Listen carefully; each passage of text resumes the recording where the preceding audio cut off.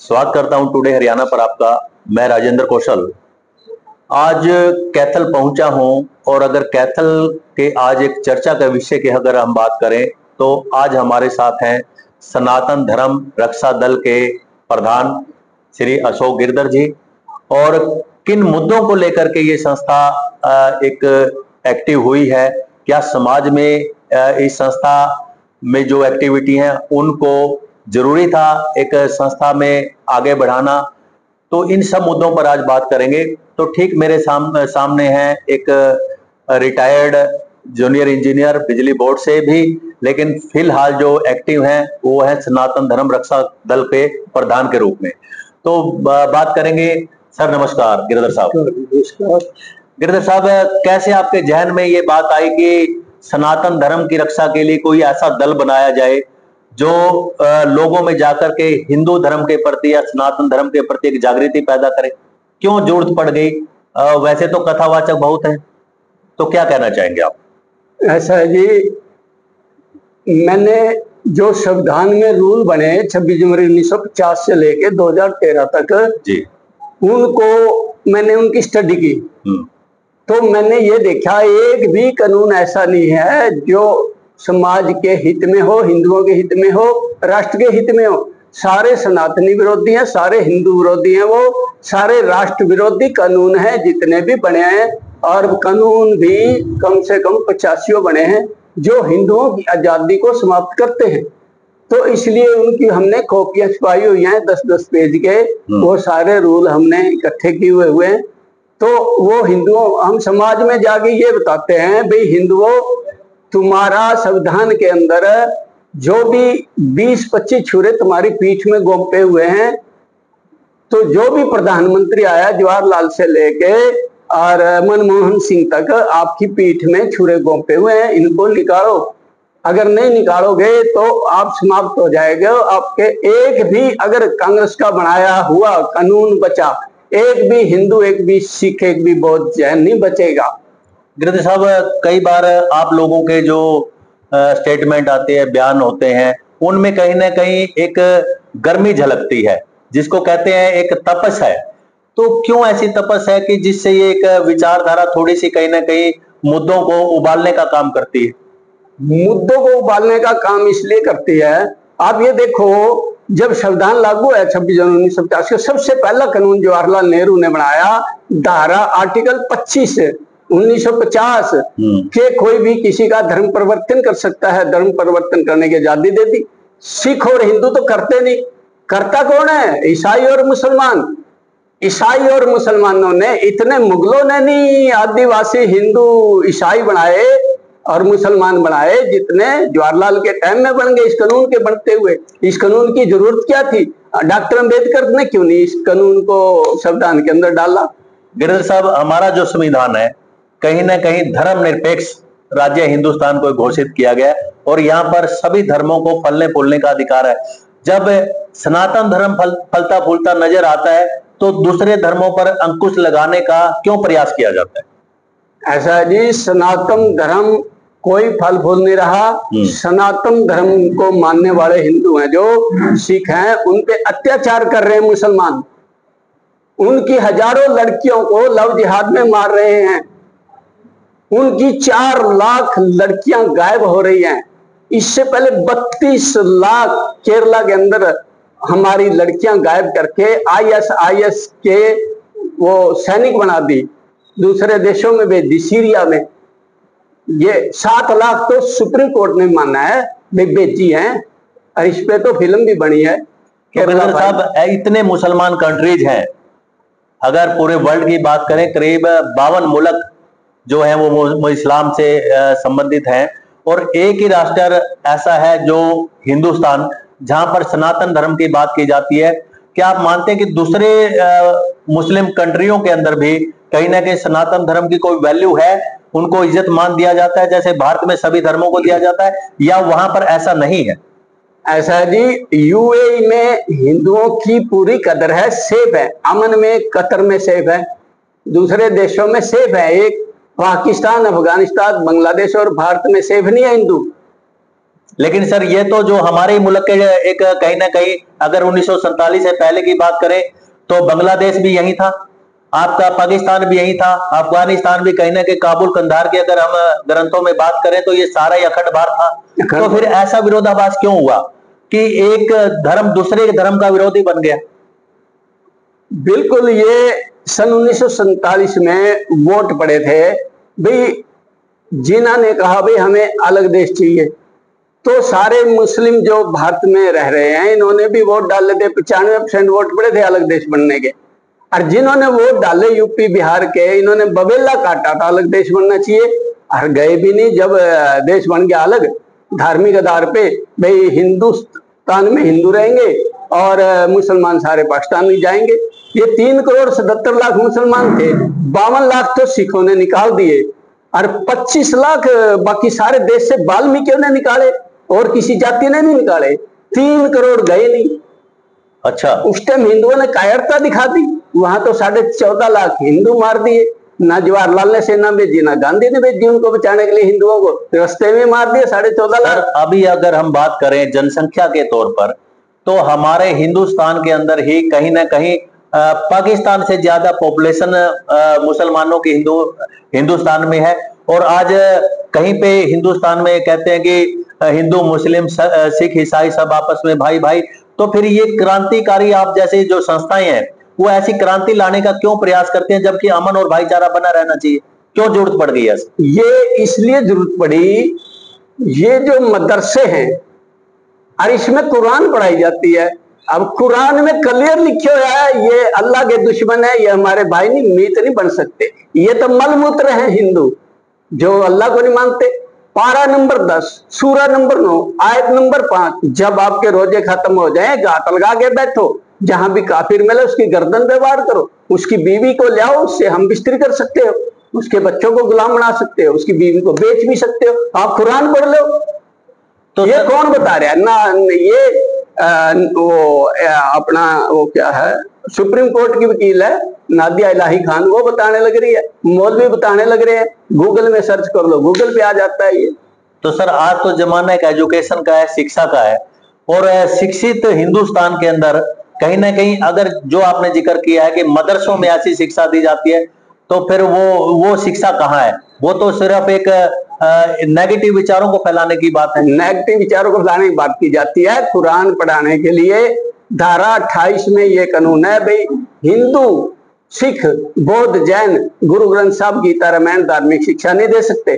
धारा 30 केवल मुसलमान ही कुरान पढ़ा सकता है इस भारत में। और मदरसे किसने बनाए? कांग्रेस सरकार ने बनाए। तनख्वाह कौन दे रहा है? इन्होंने इनको 90-90 हजार तनख्वाह दे रहे हैं, ये पढ़ाने के लिए हिंदुओं के गले काटो, उनकी बीवियों से बलात्कार करो। ये कुरान पढ़ाई जा रही है। हिंदू तो कबूतर की तरह आंख मीच के बैठे हैं इस देश में। लेकिन यहां तक तो ये बोला जाता है हिंदुस्तान में कि हिंदुस्तान जो है हिंदू बहुल यानी सनातन धर्म का यहाँ पर बोलबाला है, इसलिए ये बहुसंख्यक है, और बाकी जो धर्म है वो अल्पसंख्यक है, माइनॉरिटी में आ जाते हैं। उनके अधिकारों को सुरक्षित करना रखना संविधान का काम है। माइनॉरिटी जो होती है वो डिफाइन नहीं करे हुआ संविधान के अंदर। माइनॉरिटी में ये लिख दिया मुसलमान, 25 करोड़ माइनॉरिटी होया करती है। माइनॉरिटी होती है 1% से कम। अगर देश कोई सर्कुलर है वहां माइनॉरिटी का कानून ही नहीं होता, कोई कंसेप्ट नहीं होता माइनॉरिटी का। 1% उनको डिफाइन करे मोदी भी, 1% से नीचे माइनॉरिटी कहलाएगी।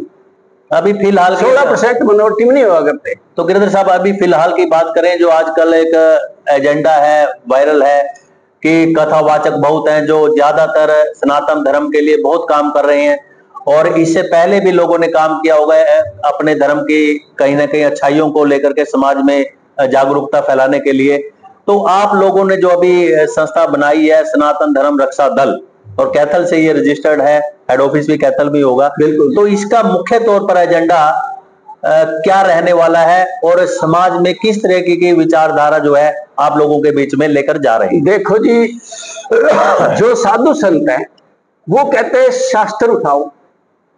जो शास्त्र उठाता है वो कौमे का पतन हो जाता है। शस्त्र उठाने की बात कोई भी नहीं करता, भाई अपने बचाव के लिए शस्त्र उठा लो, वो तो सिर्फ गीता में, भागवत गीता में लिखा हुआ है भाई शस्त्र उठाओ, शास्त्र से काम नहीं चलेगा। आज के संत ये कहते हैं शास्त्र उठाओ, शस्त्र ना उठाओ।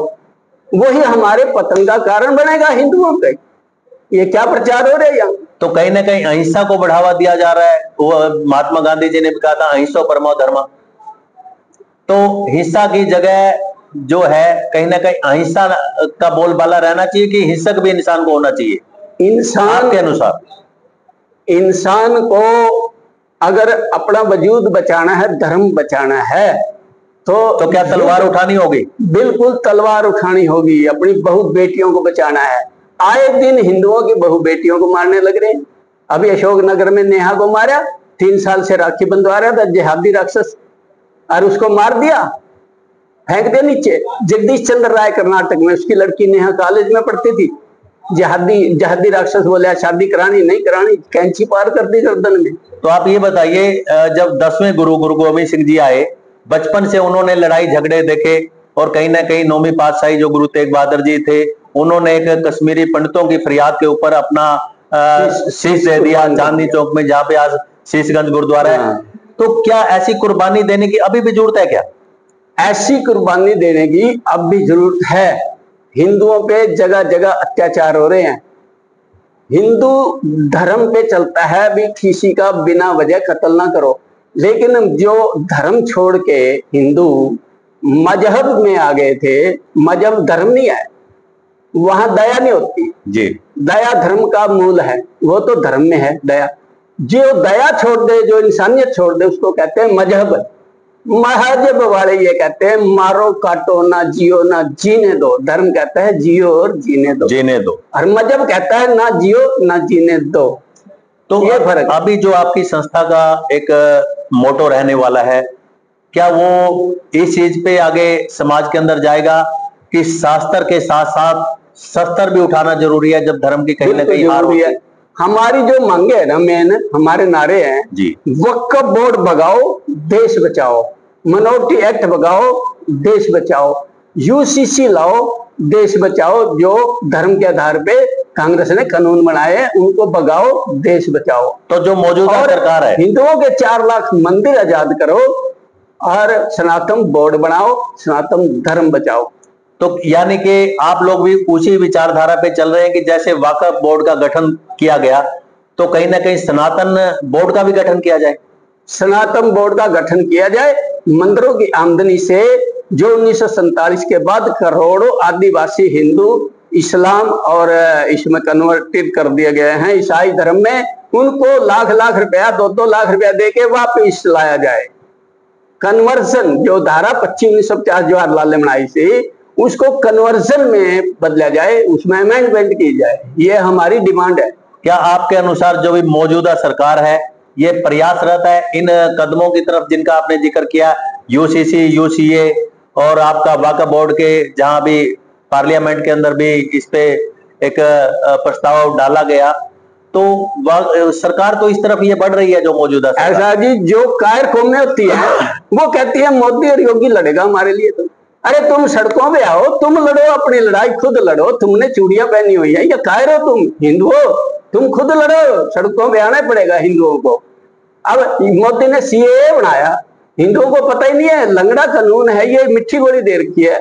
ये सीएए क्या कानून है भाई? जो प्रताड़ित है हिंदू, सिख, बौद्ध, जैन, पारसी दूसरे देशों में, वो इधर भारत में नागरिकता दी जाएगी, लेकिन 2014 से पहले जो आया उनको दी जाएगी।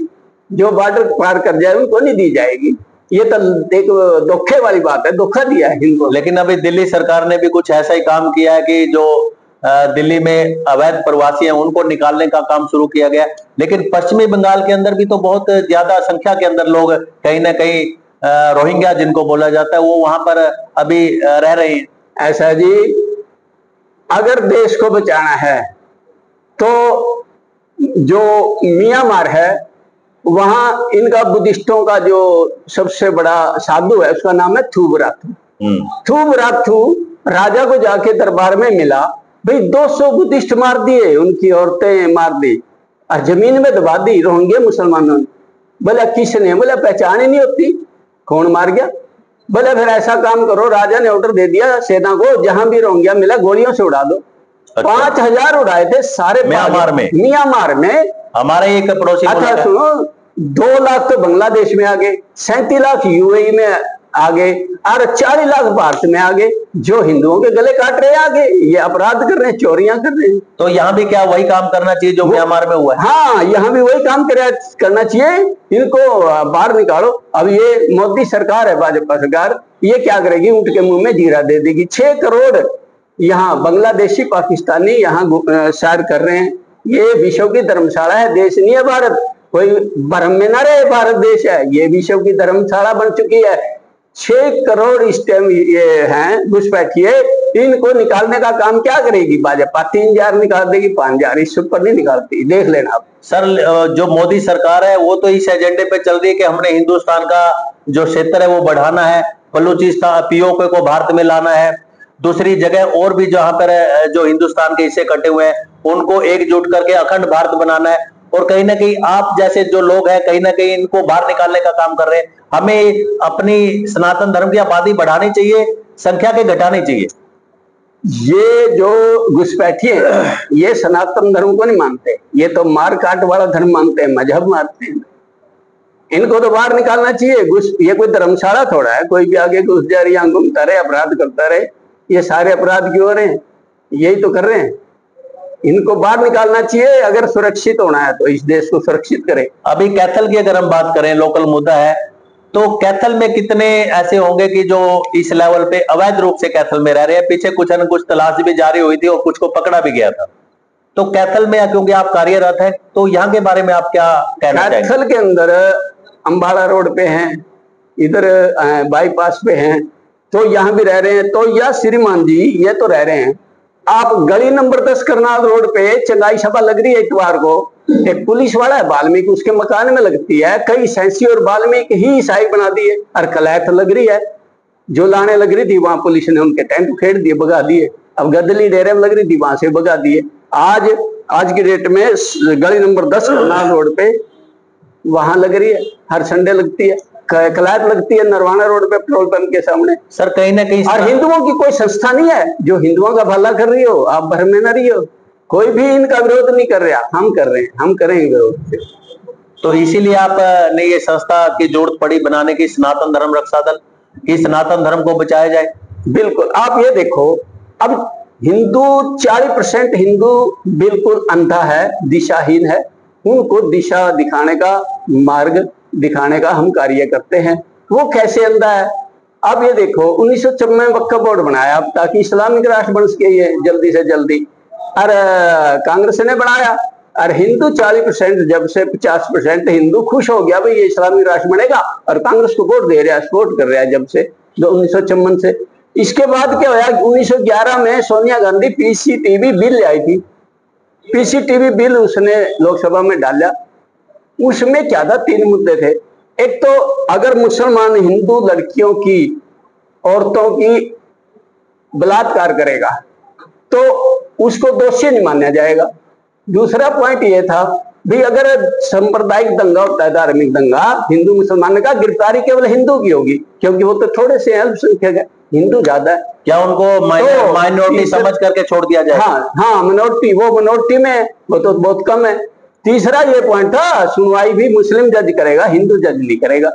तो ये प्रस्ताव लाए तो 40% हिंदू खुश हो गए। ओहो, बड़ा अच्छा कानून आया, ये तो हमारी धी बेटी, हमारी बहन बेटियों की इज्जत मुसलमान लूटेंगे। अरे कांग्रेस को वोट दो भाई, बहुत अच्छा कानून। और देने लग रहे 40% हिंदू, उनको ये छूट कर गया, वो खुश हो रहे हैं भाई पीसीटीवी बिल आया। आप हिंदुओं के दिमाग की ये देखो किस दिशा में जा रहे हैं हिंदू। हिंदुओं का पतन तो निश्चित है, कहीं भी भाग लो, या इस्लामिक राष्ट्र बनेगा। ये हाल है हिंदुओं का। जो पीसीटीवी बिल आए उनको वोट दे रहे हैं, सपोर्ट कर रहे हैं हिंदू। तो हिंदुओं का क्या हाल होगा? पतन नहीं होगा तो और क्या होगा इनका? लास्ट सवाल सर मैं करूंगा। हाँ। अगर सनातन धर्म के लोग दूसरे धर्मों को अपना रहे हैं, क्या सनातन धर्म की कोई कमजोरियां हैं या कोई आर्थिक स्थिति कमजोर है जो लोभ लालच में आकर के कहीं ना कहीं धर्मांतरण कर रहे हैं? उसके लिए फिर आप जैसी जो संस्थाएं हैं वो उनको कोई रोजगार या कोई उनकी आर्थिक सहायता करनी चाहिए जिससे वो धर्मांतरण ना करें। अब वो लोग, ऐसा सुनने में आया है सूत्रों से कि वो लोग पैसे का लालच देते हैं और जो गरीब जनता है छोटी जाति के जो लोग हैं सनातन धर्म के, वो कहीं ना कहीं धर्म कन्वर्ट कर लेते हैं। तो ऐसे में संस्था को उनकी आर्थिक सहायता करके उनको अपने पास जोड़ना चाहिए, अपने साथ। बिल्कुल। ईसाई धर्म एक ऐसा है, एक हाथ में तो रोटी रखते हैं और एक दूसरे हाथ में बाइबल रखते हैं उनके, और रोटी फ्री में नहीं देते किसी को। और मुसलमान एक ऐसा धर्म है, वो कहते हैं आदिवासियों को ये जमीन छोड़ो भाई, ये तो वक्फ बोर्ड की है। वो कहेंगे हमारे बच्चे कहाँ जाएंगे, वो कहेंगे फिर इस्लाम कबूल कर लो। बोला ले इस्लाम कबूल कर लेंगे हमने, यहाँ बच्चे तो पालने हमने। तो क्या धक्काशाही है? ये वक्फ बोर्ड की आड़ में ही लाखों हिंदू आदिवासी मुस्लिम ईसाई धर्म में, इसमें मुस्लिम में परिवर्तित हो गए। तो दोस्तों मैं बताना चाहूंगा आज एक बड़े ही ज्वलंत मुद्दे की बात की अगर हम बात करें कि सनातन धर्म की कोई रक्षा के लिए कुछ संस्थाएं आगे आ रही हैं, जिसमें कैथल की संस्था है सनातन धर्म रक्षा दल, और उनके प्रधान माननीय श्री अशोक गिरधर जी हैं, और मीटिंग्स भी कैथल में ली जाती है। तो इसी दौरान आज खुल के बातचीत करने का एक मौका मिला इनसे, एक मुद्दे पर, खास मुद्दे पर, कि सनातन धर्म को किस तरीके से बचाया जाए और कैसे एक सनातन धर्म की रक्षा की जाए। तो उसी मुद्दे पर खुलकर बात करने का मौका मिला। तो दोस्तों आपको फिर मैं मिलवाऊंगा किसी नई शख्सियत को किसी नए मुद्दे के साथ। बने रहिए राजेंद्र कौशल के साथ टुडे हरियाणा पर। जय हिंद, जय हरियाणा।